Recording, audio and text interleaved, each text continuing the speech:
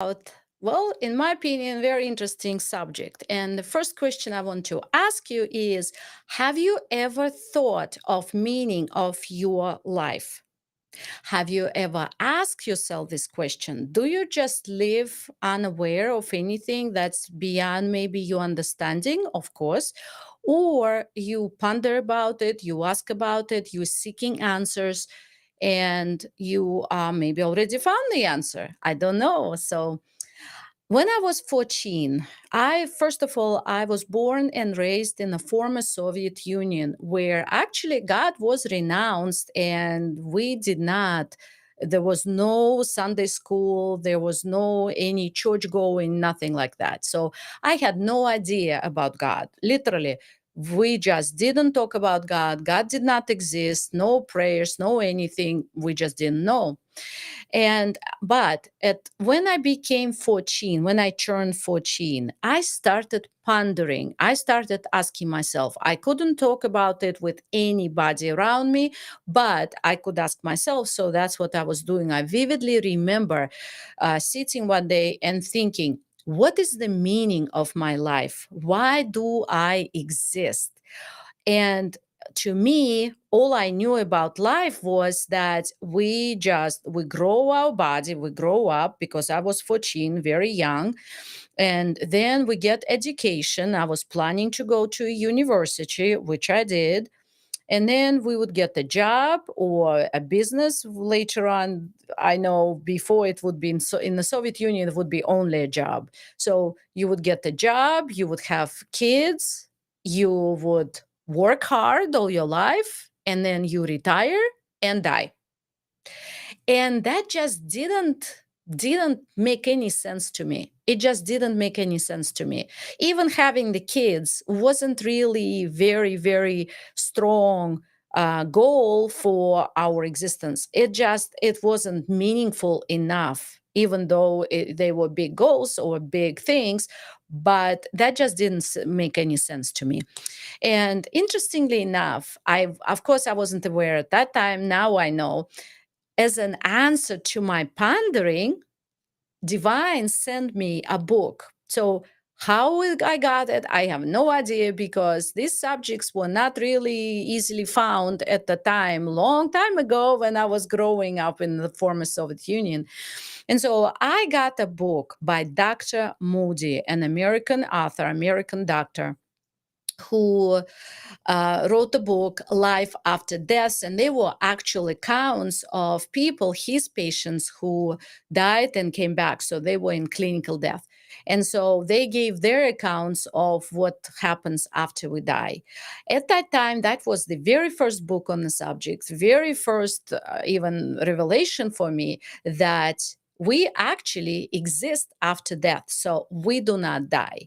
This book made me so happy. I don't really consciously aware of remember it, but I am sure I was hugging the book and jumping around the house in pure joy, because I something bigger than my regular existence opened up to me.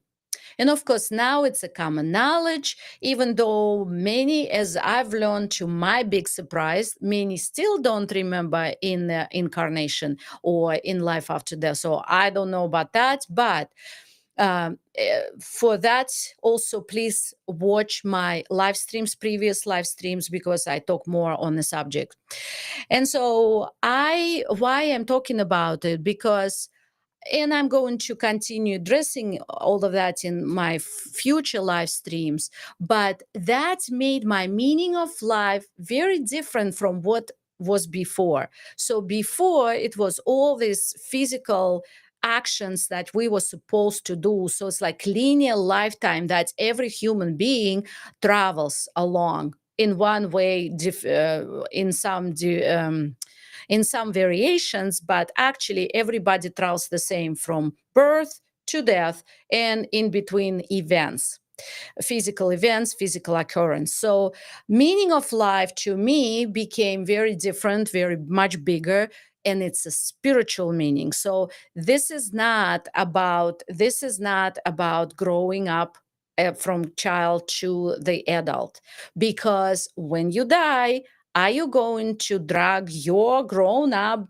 body that you made to grow, you've grown, and are you taking your grown up body with you on after death? No. And then what do we do next? Education. Are you going to take your diplomas and brag about them in the afterlife? I don't think so. Are you going to drag your kids with you in the afterlife? I hope, sure, hope not. Are you going to take all your job accomplishments, all your legacy you left in the world? It's a great thing, but are you going to take it with you into the afterlife? Heck no.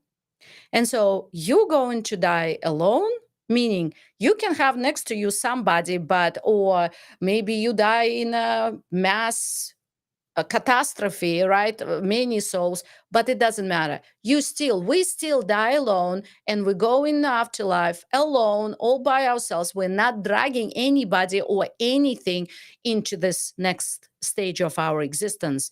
And about money, how about money?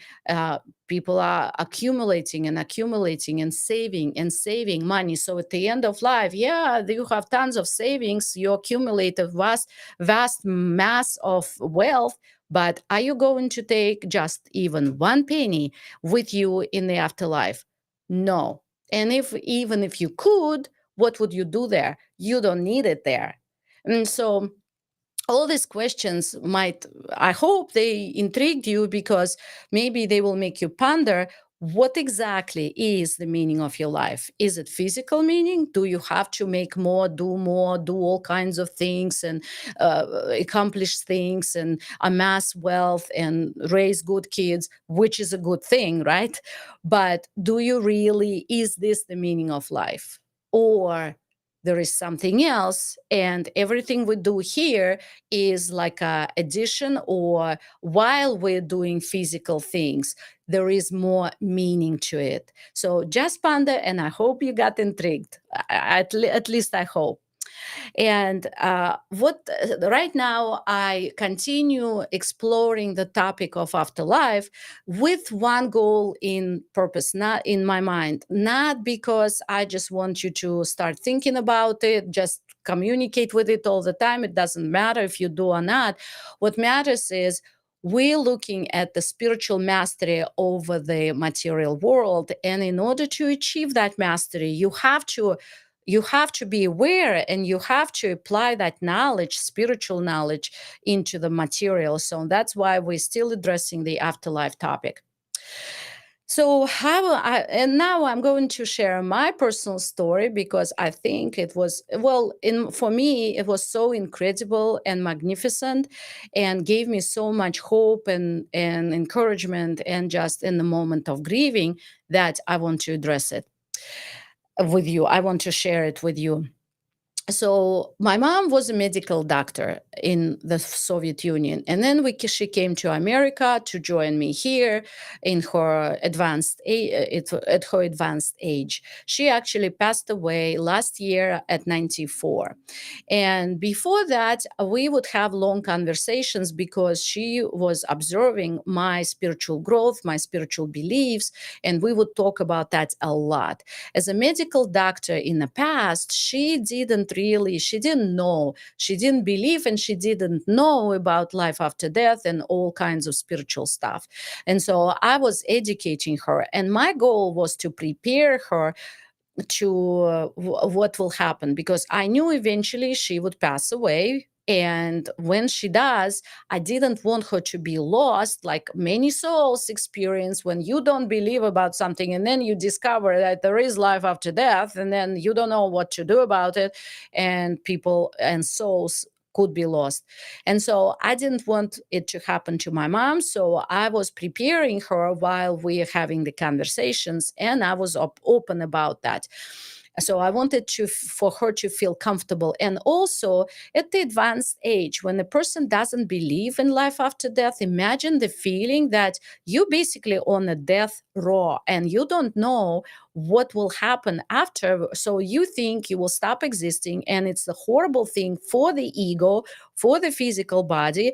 And of course, as she was identifying herself with the physical body, well, guess what? That's scary. That's a scary thing. When I die, I will stop existing, and that's the end of me. That's actually scary. Maybe nobody talks about it, nobody wants to think about it, but I don't know what every single elderly person feels and thinks, because they usually keep their feelings and thoughts to themselves, and we don't know. But I am sure many people are scared at that age when they don't believe.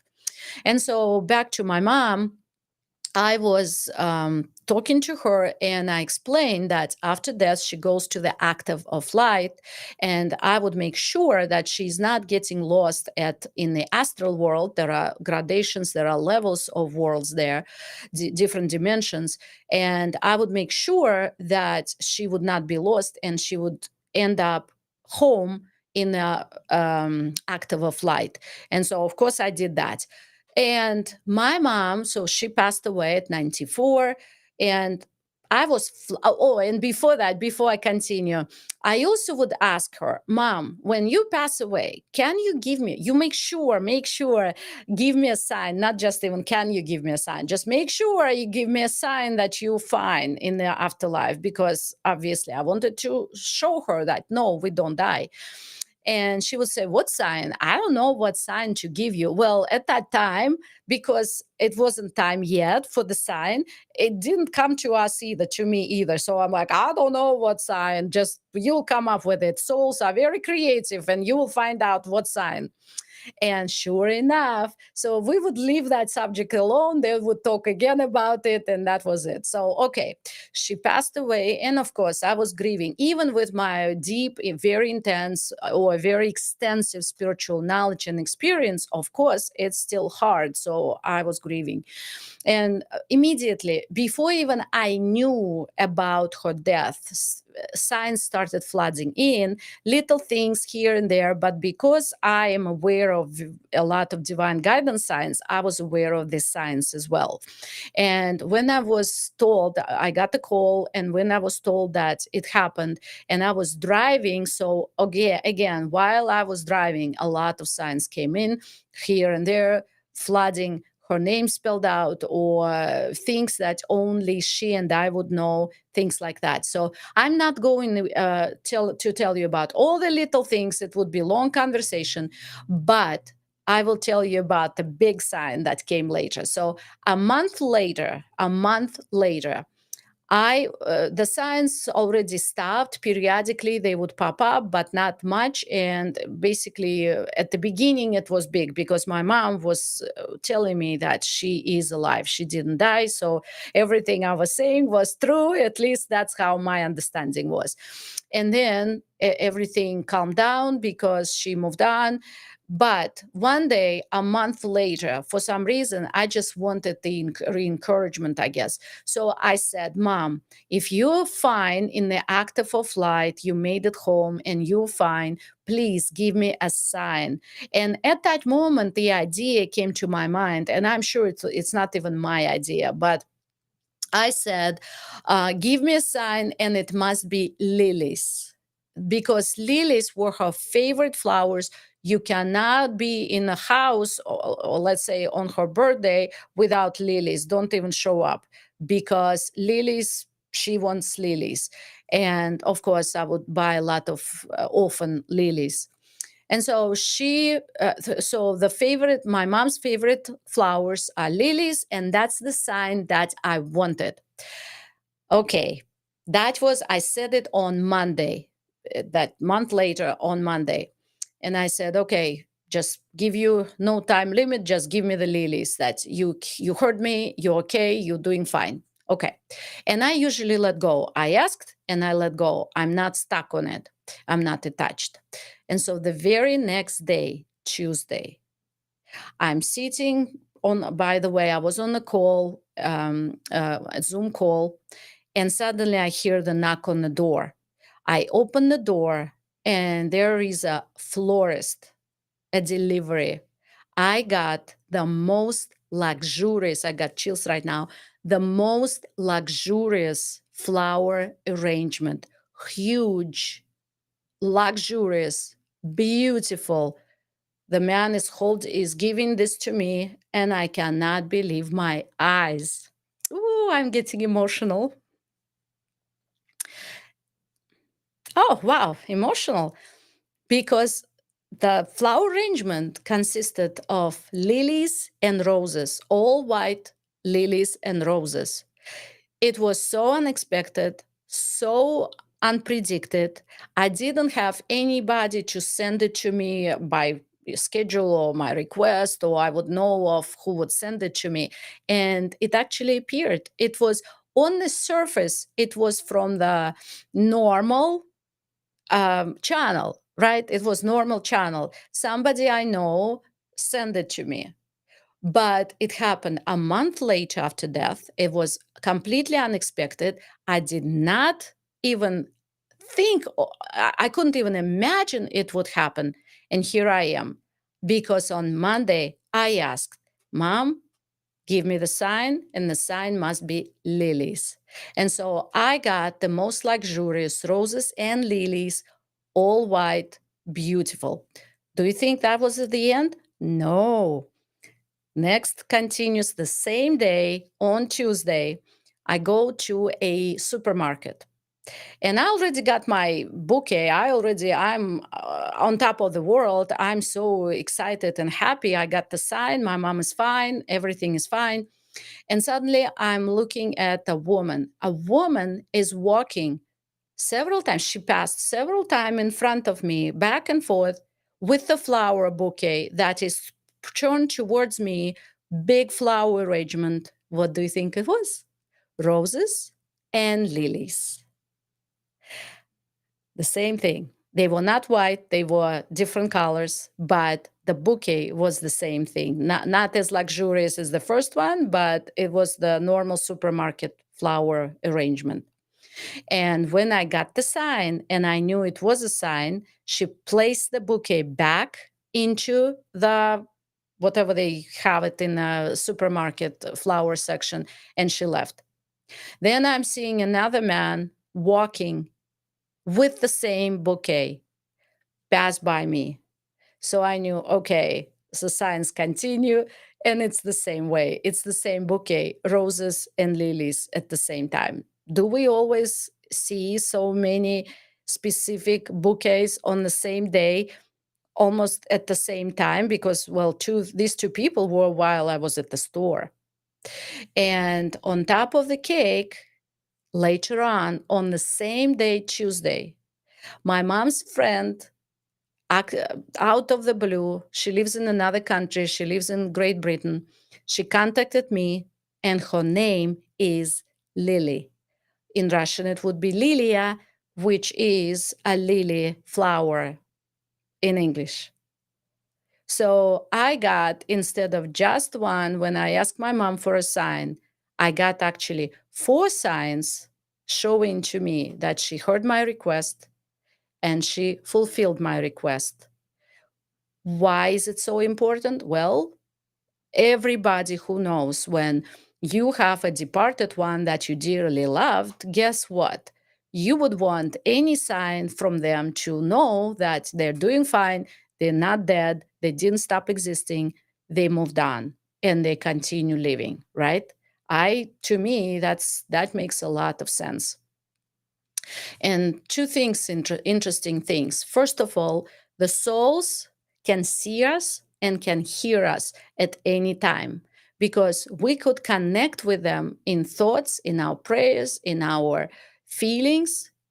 We cannot see them because, again, we're here in the physical reality. I talk about more in the previous channel, in the previous streams, but they can.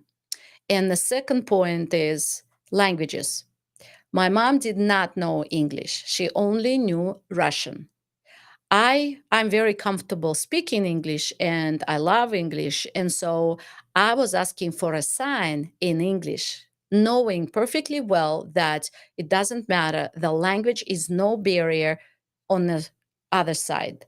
And so she could understand me perfectly well. And she proved it that she understood me perfectly well, heard me perfectly well. So I was able to connect with her and got my answer. And why I am talking about all this. First of all, it's an interesting story. People like to hear stories. And the second of all, that's the communication. And if I didn't, so that's communication with the afterlife, but also we can communicate with the higher realms as well. I don't really communicate with the spirit world that much with the afterlife because I believe those souls when we die we don't really get enlightened immediately. We still continue growing, especially we grow here on earth. So I do not want guidance from the departed loved ones even though I love them. I want guidance from the divine. I want guidance from the divine part of me. I want guidance from God. I want guidance from angels, ascended masters, those who are much higher in the spiritual development than me, so they could guide me. And their job is to guide me, right? And so that's why I don't normally communicate with the afterlife, but I want to share it because this is, again, this is a skill that you could learn and grow in, because without my skilled level of understanding, I wouldn't get all the signs that my mom sent me, and I would miss the important, very important communication, and my life would not be as enriched as it was with the science. And I want to invite you to my upcoming free Divine Guidance Challenge for Women Entrepreneurs.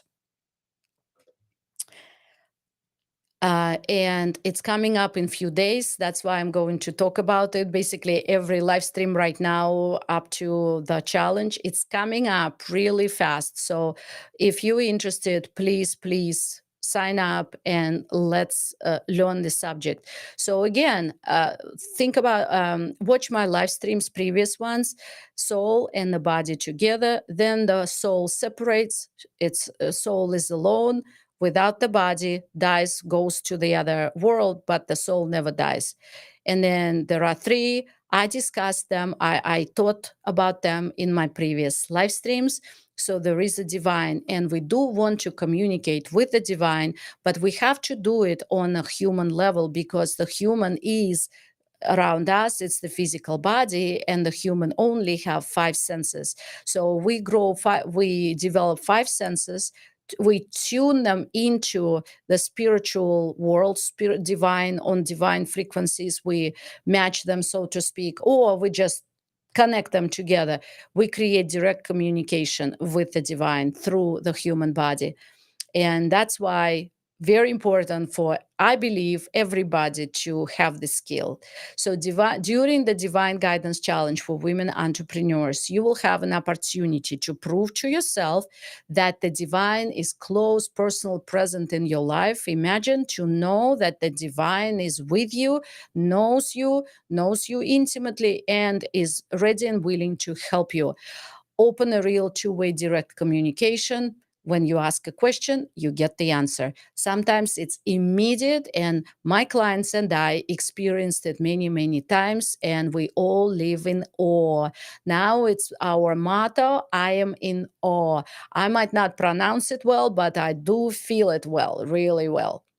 And the next one, learn how to ask for divine guidance.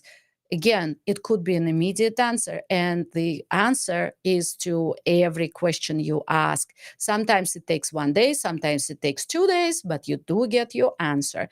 And believe me, that answer is amazing. Why? Because it's the correct one, it's from the divine. Understand why it's so important to learn and apply divine guidance in your business and life more than you do now, I believe. And I have plenty of stories to support, to prove, to test, to show that it is true. And also, you will be challenged to receive your own divine guidance. So you start in this challenge. That's why it's called the challenge, because immediately you will receive your divine answer. You will meet divine. You will establish two-way communication, and you'll be working with those signs. It's incredible. People are so happy with it. Women are. Those who attend my divine guidance challenges really like it and know that it's a important skill for life.